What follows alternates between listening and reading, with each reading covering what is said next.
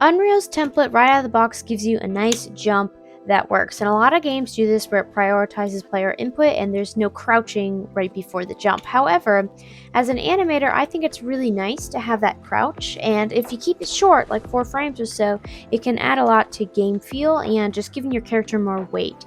So I will show you how to do that using anim notifies. So first things first, let's go to our player blueprint. So let me go here, and we're going to get rid of the jump node here because we're actually going to call that via an anim notify. So instead, let's go to triggered. We'll do play anim montage. And then you are obviously going to need an animation asset to do this. So I will do this one here. I'll go ahead and save it.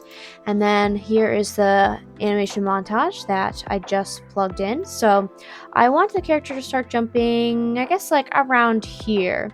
So what we can do is right click, add notify, and then I already created one, but you would start a new one, and let's say it's like start the jump.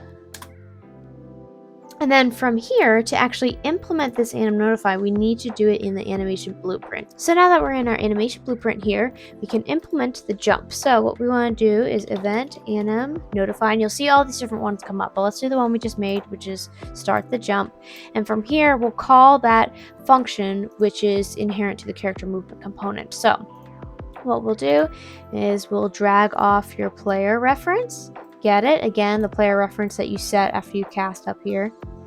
And then what we can do is we can call the jump like that. So plug it in, and then, all